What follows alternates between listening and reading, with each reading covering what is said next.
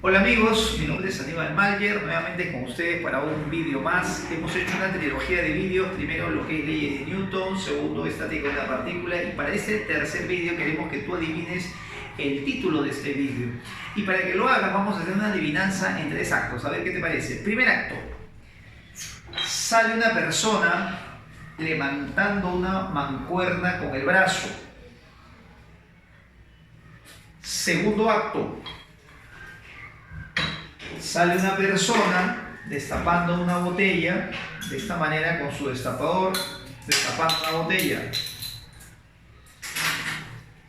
Tercer acto, sale la misma persona sacando un clavo con ayuda de un martillo. ¿Cómo se llama la obra? ¿Cómo se llama el tema de hoy? Bueno, tienes 3 segundos para pensarlo. Una persona que levanta una mancuerna, una persona que destapa una botella, una persona que saca un clavo con un martillo. Y la respuesta es, el tema de hoy es torque. Esos 3 ejemplos que has visto, de repente los has podido tú hacer alguna vez. Son ejemplos reales de lo que se llama torque. Si me preguntaran qué es el torque, podemos entender que el torque mide la rotación de un cuerpo al actuar una fuerza sobre él. La intensidad con la que puedo levantar la mancuerna, la intensidad que tengo que aplicar para destapar. Habrás notado que algunas botellas son muy difíciles de destapar, hay que aplicar más fuerza, hay que aplicar más intensidad en la rotación, o de repente para sacar un clavo a veces se hace más difícil que en otros casos. Esa intensidad de la rotación es lo que se llama torque. Si nos preguntan qué es un torque, entonces vamos a responder por acá. El torque es una cantidad física vectorial, es decir, una cantidad física que tiene valor, tiene dirección, tiene sentido y que mide la intensidad de la rotación producida por una fuerza cuando actúa sobre un cuerpo. Los ejemplos que has visto reales, al levantar una mancuerna, al destapar una botella con un destapador, al sacar un clavo con un martillo, son ejemplos de torque. ¿Cómo se hace para calcular el torque? El torque se define de esta manera, mira, el torque se va a simbolizar como la letra T, tau, y se define de esta forma. Para eso vamos a pensar en un plano de coordenadas cartesianas, un X, Y, Z. Vamos a imaginar una barra que puede rotar alrededor de un punto que le vamos a llamar centro de giro. Esta es una barra, un clavo que permite que pueda rotar alrededor de ese punto. Y le vamos a aplicar una fuerza F que obliga a rotar a la barra. Para calcular el torque, lo primero que debemos hacer es prolongar la línea de acción de la fuerza. Vamos a prolongar la línea de acción de la fuerza. En segundo lugar, vamos a trazar un vector posición que nace en el centro de giro y que puede terminar en cualquier punto contenido a lo largo de la línea de acción de la fuerza. Puedes trazarlo a este punto de acá, de repente puedes trazarlo a este punto o quizás a otro punto que esté contenido, cualquier punto que esté contenido en la línea de acción. Entonces vamos a trazar ese vector llamado vector posición. Puede ser así, puedo trazar mi vector posición de esta manera, un vector posición de esta manera. Vamos a llamarle a esto vector posición 1. Puedo trazar un vector posición 2. Vector posición 2, puedo trazar de repente un vector por acá y le voy a llamar vector posición 3 y puedo seguir y trazar cualquier vector posición que vaya dirigido desde la línea desde el centro de giro, este punto le vamos a llamar, no te olvides, centro de giro, a cualquier punto contenido en la línea de acción de la fuerza. Si quiero calcular el torque, lo que debo hacer es multiplicar el vector posición, cualquiera de ellos, yo le voy a llamar Rn, pues el R1, R2, R3, Rn, multiplicado vectorialmente por la fuerza. Como es un producto vectorial, entonces el resultado, el torque, es un vector y ese vector debe ser perpendicular al plano formado por el vector posición y la fuerza. La forma como se determina, una forma bastante sencilla, puedes revisar el vídeo de multiplicación de vectores para que no revises la forma, digamos, convencional de hacerlo, pero en el caso del torque conviene mucho esta forma. Poner los dedos extendidos en la dirección del vector posición y cerrar los dedos hacia donde se dirige la fuerza. Esto es un plano. Si yo pongo mis dedos en la dirección del vector posición, por ejemplo R1, y giro los dedos en el sentido hacia donde la fuerza se dirige, la posición de mi dedo pulgar me va a indicar la dirección y sentido del vector torque. El vector torque es un vector de esta manera, dirigido en forma perpendicular al plano formado por el vector posición y la fuerza. Las unidades del vector torque deberían ser las unidades de longitud, que es el vector posición por fuerza, pero poner newton por metro se puede confundir con milinewton, así que es una norma del sistema internacional poner primero la n de newton y después la m de metro. Newton metro es la unidad de torque.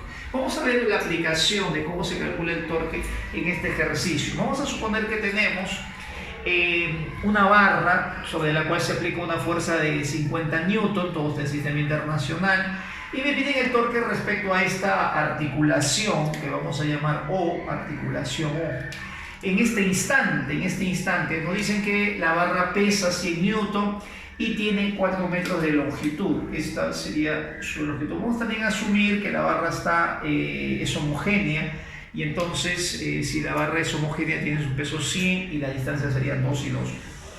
Bueno, las fuerzas que estarían actuando en este instante en la barra serían el peso, sería la fuerza, y en la articulación deben haber reacciones.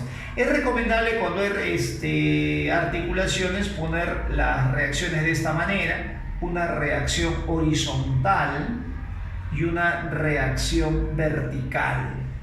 Se puede determinar ya al después, ¿no?, esas reacciones, pero las direcciones, los valores no se pueden determinar inicialmente. Vamos a poner solo las direcciones y vamos a asumir que es de esa manera. Bien, vamos a calcular el torque resultante. Si me piden el torque resultante, lo que me piden hallar, o lo que me están pidiendo, es que calcule el torque de cada una y hay esa suma. La primera propiedad que debemos aquí recordar es que cuando una fuerza pasa así por el centro de giro, sus torques automáticamente son nulos. Toda fuerza que pasa por el centro de giro, su torque es nulo. Eso lo podemos comprobar porque el torque es la fuerza por el vector posición. Si pasara por el centro de giro, aquí habría un vector posición nulo y entonces el torque sería nulo también. Ahora, si tú tomas otro punto, el vector posición te va a salir colineal y eso también se va a traer como consecuencia que el producto vectorial sea nulo. La regla general es esta: toda fuerza que pasa por el centro de giro, el torque es nulo. Para nosotros hacemos el procedimiento que hemos indicado en la teoría. Vamos a empezar con la fuerza de 100. Primero se prolonga la línea de acción de la fuerza, y luego de prolongar la línea de acción de la fuerza, coloca la fuerza en forma vectorial. Esta sería, vamos a llamarle, la fuerza F1, y la fuerza F1 sería menos 100. Luego de haber dibujado la fuerza, voy a trazar su vector posición. El vector posición sería así. Desde el centro de giro puedo trazar a cualquier punto contenido en la línea de acción de la fuerza. Yo voy a escoger el más simple, el vector posición más sencillo, más fácil de operar, que sería este vector posición. Mira, este vector posición le vamos a llamar vector posición 1. Sería un vector que mide 2 unidades y está en el eje horizontal, sería menos 2,5. En el caso de la otra fuerza 50, la debemos pasar también a su forma vectorial.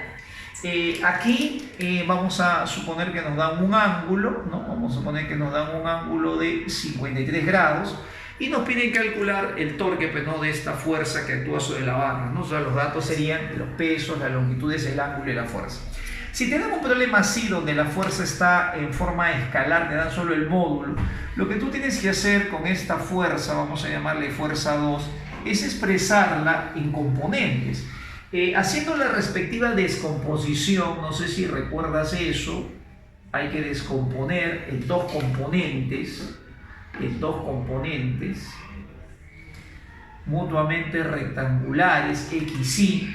Descomponiendo 50, 40, 30, el vector en forma de componente sería 30i más 40j, ¿no? Te dan la fuerza, te tienen que dar el ángulo. Obviamente, si el ángulo no estaría, no podría descomponer. Me dan el módulo de la fuerza, me dan el ángulo, descompongo, lo expreso en forma vectorial. Y ahora el segundo paso. No te olvides siempre de prolongar la línea de acción de la fuerza. Vamos a prolongar la línea de acción de la fuerza y vamos a trazar un vector posición desde el centro de giro a cualquier punto contenido en esa línea de acción. Como siempre, hay que escoger un punto que sea, un vector posición que sea conveniente, que sea fácil. Cuando digo fácil, me refiero a que yo podría trazar de repente a este punto o por acá y voy a tener muchas componentes. La idea es tener la menor cantidad de componentes posible y eso se puede conseguir así. Podríamos de repente nosotros trazar un vector posición de esta manera, desde el centro de giro hasta este punto que está contenido en la línea de acción de la fuerza, y a este vector posición le voy a llamar R2, y a este vector posición que le veo de 4 unidades sería horizontal hacia la izquierda, sería menos 4i. Una vez que ya tengo los vectores posición y tengo las fuerzas, lo que tengo que hacer es aplicar la definición. Vamos con el primer torque. Por definición, el primer torque debe ser su vector posición. Su vector posición debe ser menos 2i multiplicado vectorialmente por la fuerza, que sería menos i en j. ¿Cómo se multiplica ese producto vectorial? Se toman primero los números, sería menos por menos da más, 2 por 100, 200, y por j sería k. Te invito a revisar mi vídeo de multiplicación de vectores para que repases ese tema. El producto vectorial de i por j daría k. El torque 2 se hace de la misma manera. El torque 2 sería menos 4i, el vector posición, siempre el vector posición va primero, y la fuerza la tomas así, 30i más 40j.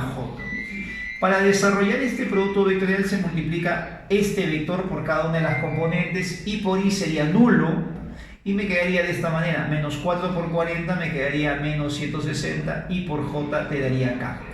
Antes de seguir, vamos a comentar lo siguiente. ¿Qué significa que el torque salga positivo o negativo? Si un torque te sale positivo, significa que ese giro es antihorario.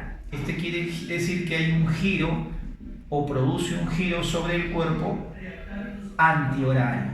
Y si es negativo, quiere decir que el giro es el sentido horario. Eso es lo que quiere decir. ¿Por qué? Si estamos en un plano de coordenadas, si estuviésemos estos son un plano de coordenadas, este es X, este es Y, y Z es lo que atraviesa o sale de la pizarra. Entonces, cuando sale más K quiere decir de esta manera, está en la dirección positiva del eje de la Z, y por lo tanto el giro debe ser en contra de las manecillas de un reloj, debe ser giro antihorario. Si es menos 160, quiere decir que el vector torque va hacia adentro, es menos K, y el giro debe ser en sentido horario. El torque neto o torque resultante debe ser la suma de ellos dos, me va a salir 40K. El torque neto positivo significa que el giro final de esa barra no está en equilibrio, el giro final de esa barra es un giro en sentido antihorario. Eso es lo que debo interpretar cuando obtengo esos signos. Luego vamos a revisar rápidamente lo que es un cuerpo rígido. El cuerpo rígido es un concepto que se maneja en física, un modelo, y se asume que un cuerpo es rígido cuando no se deforma, no se deforma debido a la acción de fuerzas externas. Si tú tienes un cuerpo cualquiera sobre el que hay muchas fuerzas externas, 1, 2, 3 puntos suspensivos Fn, y el cuerpo mantiene su forma, eso significa que es un cuerpo rígido. En la vida real no existe un cuerpo rígido totalmente, van a haber niveles de fuerza que empiezan a deformarlo, pero si las fuerzas están actuando sobre un cuerpo en el rango en el que no produzcan deformación, podemos trabajar el cuerpo como rígido. Es como cuando tú tienes una silla, si de repente está diseñada para que se sienten personas hasta máximo de masa de 80 kilogramos, ¿no? 800 newtons de peso, entonces se va a mantener bien, no se va a romper. Le pones una persona que pesa 1200 newtons y obviamente la silla se va a romper, entonces ya dejaría de ser un cuerpo rígido.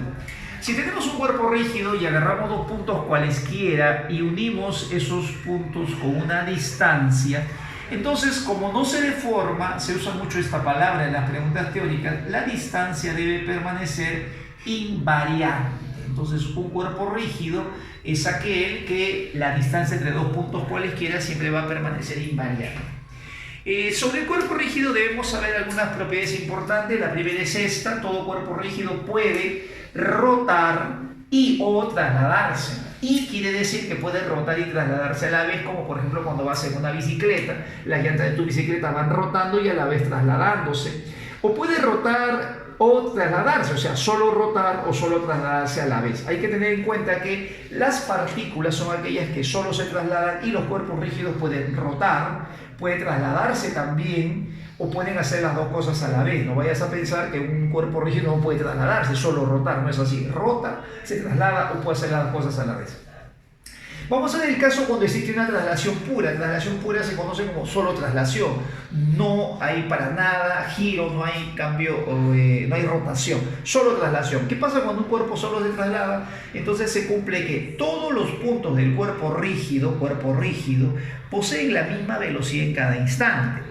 Como poseen la misma velocidad, se puede decir también que para un intervalo de tiempo su desplazamiento sería el mismo.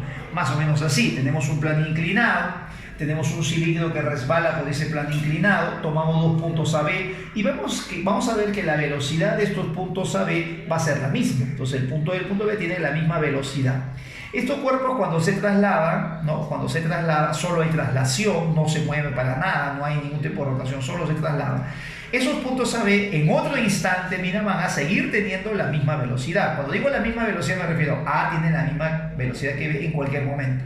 En este instante T1 tenían una velocidad, por ejemplo, B, y en este instante T2 también tienen la misma velocidad, la velocidad U. Esta velocidad, como sus trayectorias también se caracterizan siempre por ser así, paralelas, las trayectorias siempre están equidistantes, van a experimentar el mismo desplazamiento. Entonces hay que recordar esto: todos los puntos de un cuerpo rígido en cada momento tienen la misma velocidad y tienen el mismo desplazamiento en cualquier intervalo de tiempo.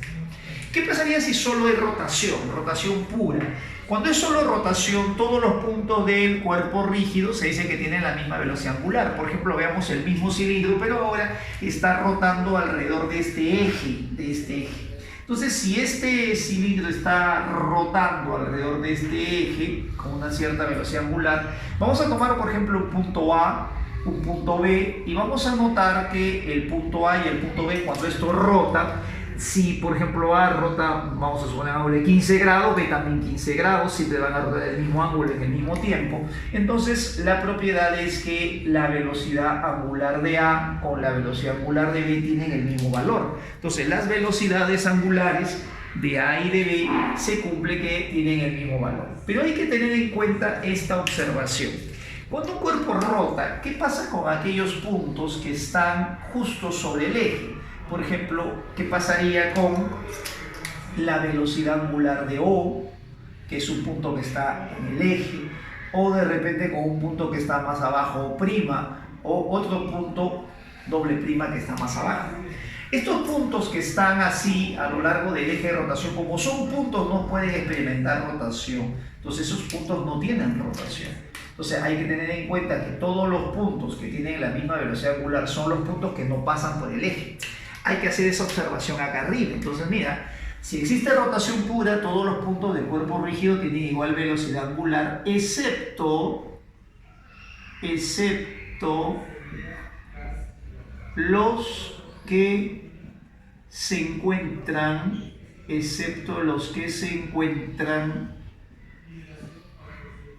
en el eje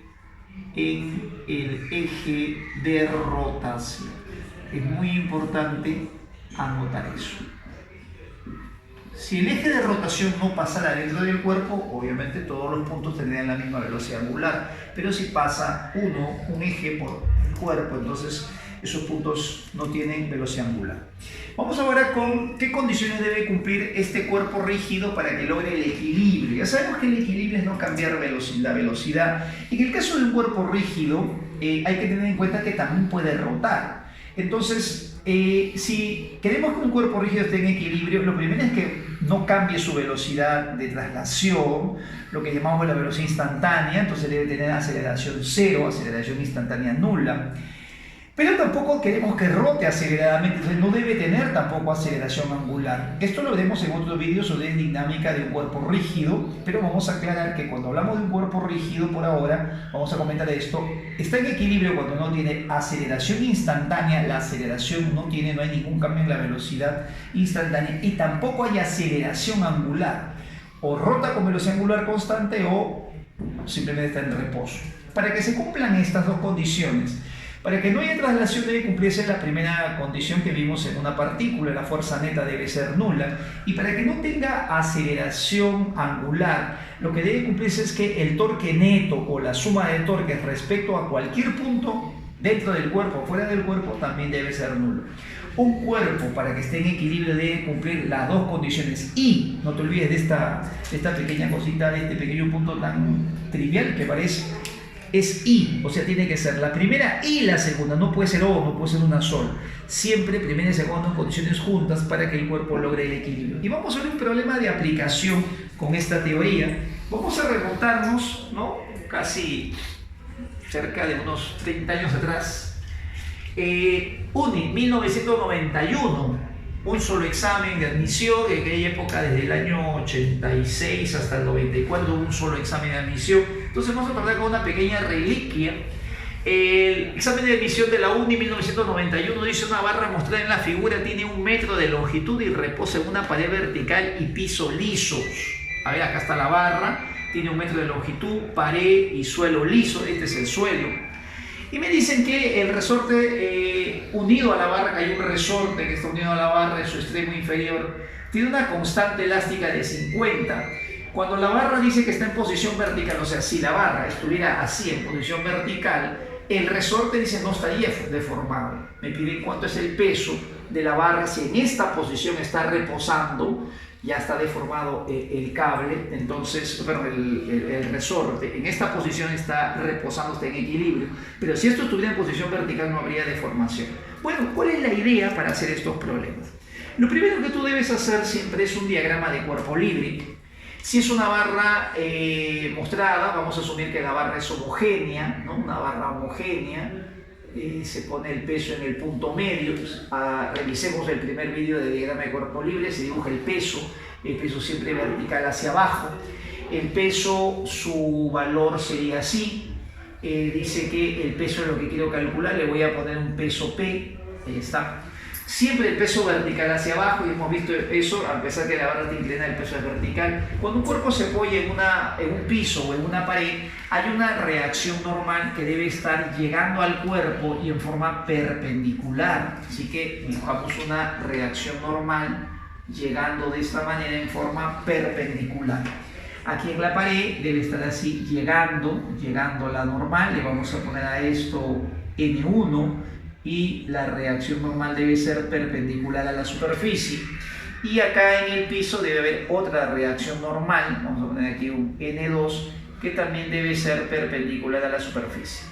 El resorte, dice el problema que cuando está la barra en posición vertical no está deformado, esto se ha ido cayendo y en esta posición logra el equilibrio. Hemos estirado el resorte hacia la izquierda, entonces aquí en el resorte debe haber una fuerza elástica hacia la derecha, y esa fuerza elástica debe tener este valor, bueno, la constante K que nos dan como dato, que dice que es 50 por la deformación. Yo creo que la deformación también la podemos calcular. ¿Cuánto sería la deformación de este resorte? A ver, si esto es 1 metro, como este es un ángulo de 30 grados, este segmento sería 1 medio, y esto de aquí vendría a ser 1 medio raíz de 3. Esto sería entonces el lado, ¿no?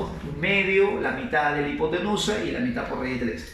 Cuando el resorte estaba en esta posición no había deformación, la barra cuando está en posición vertical no había deformación del resorte, se ha deslizado la barra y entonces el resorte se ha terminado deformando esta cantidad.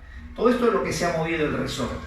Por lo tanto, ¿cuánto sería entonces el valor de K por X? Entonces sería 50 por 1 medio raíz de 3, esto sería así. Esto sería raíz de 3 sobre 2. Y entonces la fuerza me está saliendo 25 raíz de 3. Esa sería la fuerza elástica del resorte. Una vez que tenemos eso, ¿qué puedo pensar? ¿Cómo planteo mi problema? Si yo veo que el cuerpo está en reposo, lo primero que debo pensar, y eso es importante no recordar, lo primero que puedo pensar siempre es la primera condición de equilibrio. Debe cumplirse aquí la primera condición de equilibrio. Lo que va para arriba, o sea, la fuerza N2 y el peso deben ser iguales. Y debe cumplirse también que lo que va hacia la izquierda, o sea, N1, debe ser igual a lo que va a la derecha, que es 25 raíz de 3. Ahí está. Entonces, eso es el primer paso. Siempre yo rápidamente debo pensar en igualar fuerzas, de cumplirse siempre la primera condición. Cuando yo veo que la primera condición de repente no me permite llegar a la respuesta, entonces pienso en la segunda condición de equilibrio. Cuando tú tienes un problema, debes en ese razonamiento. Primero aplica primera condición, es muy bueno aplicar primera condición. Si yo veo que con la primera no llego a la respuesta, entonces paso a la segunda condición, que es la suma de torques. Para aplicar la suma de torque debo escoger un punto como centro de giro. ¿Y cuáles son los criterios que se escogen para centro de giro? Te voy a recomendar dos criterios para escoger centro de giro. El primero, donde esté la fuerza que no te piden calcular, ¿no? Por ejemplo, el centro de giro no debe ser aquí, porque yo quiero calcular el peso.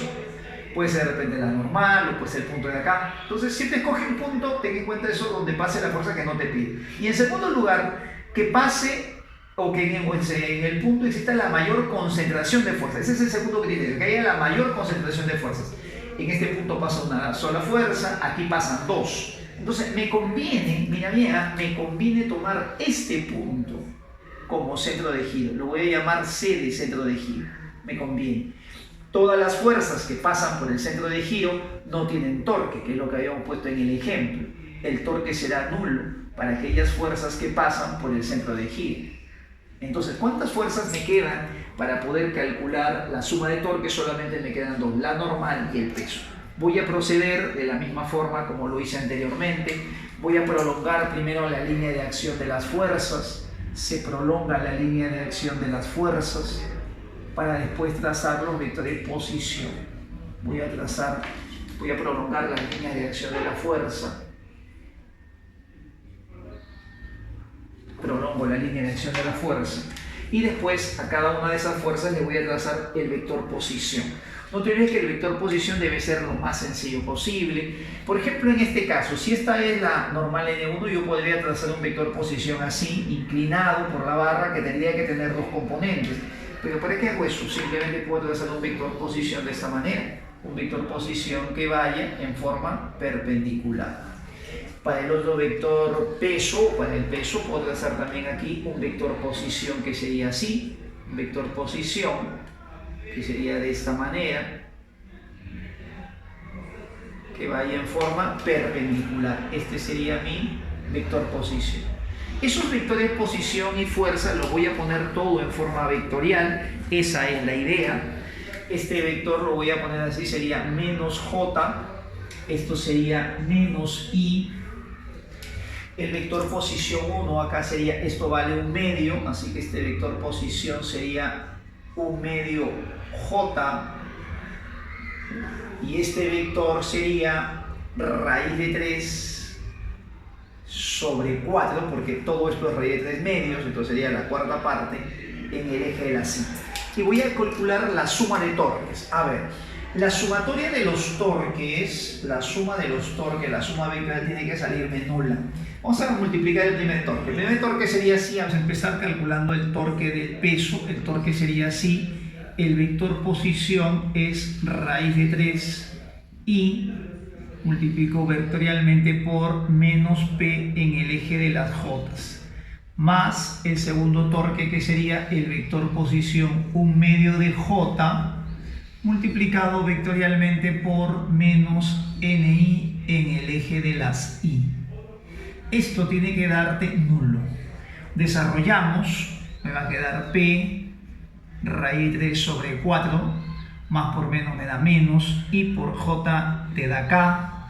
Aquí te va a quedar menos 1/2 de N1 en el eje más por menos menos, N1 por 1/2, y J por I te va a quedar menos K. Como todo está en el eje de las K, puedo poner 0K entonces, y aquí me quedaría de esta manera. Sería entonces P raíz de 3 sobre 4, menos por menos da más, N1 sobre 2, voy a factorizar el vector unitario K, esto sería igual a K también.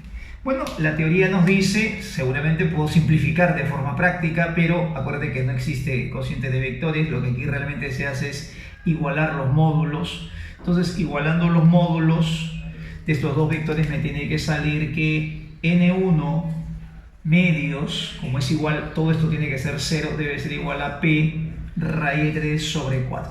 Este N1 lo hemos calculado en la parte de arriba por primera condición, me sale 25 raíz de 3 y entonces de aquí puedo despejar el valor de P. Se va raíz de 3 y despejando el valor del peso me sale 50.